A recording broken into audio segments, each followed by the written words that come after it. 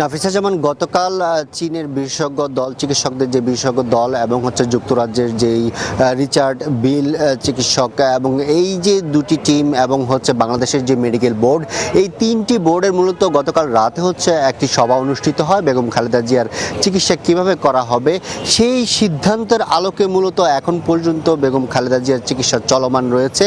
একই সাথে আমরা আমরা আমাদের অনির্ভরযোগ্য একটি সূত্র মধ্যে আমরা জানতে পারি যে বেগম খালেদা জিয়ার ফুসফুসজনিত যেই সংক্রমণটি রয়েছে সেটি কিছুটা উন্নতি হয়েছে এবং সেই সাথে হয়তো আজকে যদি ডাক্তার জেড এম জাহিদের পক্ষ থেকে যদি কোনো ধরনের সংবাদ সম্মেলন করা হয় সেক্ষেত্রে হয়তো বা আমরা যে আনুষ্ঠানিকভাবে যে বক্তব্য সেই বক্তব্যটি আমরা জানাতে পারবো। এছাড়া আপনি জানেন যে গতকাল সন্ধ্যায় প্রধান উপদেষ্টা ডক্টর মোহাম্মদ ইউনূস বেগম খালেদা জিয়াকে দেখতে এসেছেন এবারকার হাসপাতালে এবং তিনি এখানে এসে তার যে স্বজনরা রয়েছে তাদেরকে সরকারের পক্ষ থেকে সব ধরনের চিকিৎসা সহায়তা এবং সার্বিক সহায়তা করারও কিন্তু আশ্বাস দিয়েছেন।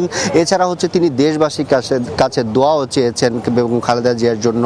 একই সাথে সকালের দিকে যখন 10:10 যুক্তরাজ্যের যে রিচার্ড বিল তিনি আসেন, এরপর রাত 10:10 দিকে চীনের বিশেষজ্ঞ দল আসেন।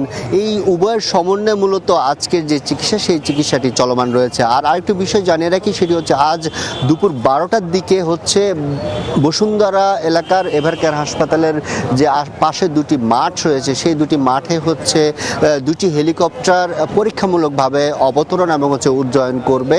আর সেই সাথে জানানো হয়েছে যে এই হেলিকপ্টারগুলো মূলত বেগম খালেদা জিয়াকে যদি বিদেশে নেওয়ার যে কোনো সিদ্ধান্ত যদি হয়ে থাকে বা যদি কোনো সিদ্ধান্ত আসে সেক্ষেত্রে যাতে কোনো ধরনের ঝুঁকি ছাড়াই যাতে খুব দ্রুত তাকে স্থানান্তর করা যায় সেই লক্ষ্যে কিন্তু পরীক্ষামূলকভাবে এখানে দুটি হেলিকপ্টার উড্ডয়ন এবং অবতরণ করার কার্যক্রম রয়েছে।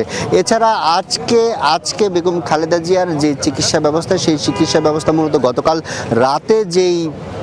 গতকাল রাতে যে সিদ্ধান্ত নেওয়া হয়েছে মেডিকেল বোর্ডের সেই সিদ্ধান্ত অনুযায়ী কিন্তু আজকের চিকিৎসা চলছে। একই সাথে আপনাকে আরেকটি বিষয় জানিয়ে রাখি, 23 নভেম্বর যখন বেগম খালেদা জিয়াকে এভারকেয়ার হাসপাতালে ভর্তি করা হয় এরপরেই কিন্তু 27 নভেম্বরের দিকে তার শারীরিক অবস্থা অবনতি হলে তাকে দ্রুত ভেন্টিলেশনের মাধ্যমে চিকিৎসা দেওয়া, এখনও কিন্তু তাকে ভেন্টিলেশনের মাধ্যমে চিকিৎসা দেওয়া হচ্ছে।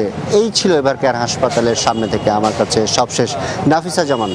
আরিফ, আপনাকে ধন্যবাদ।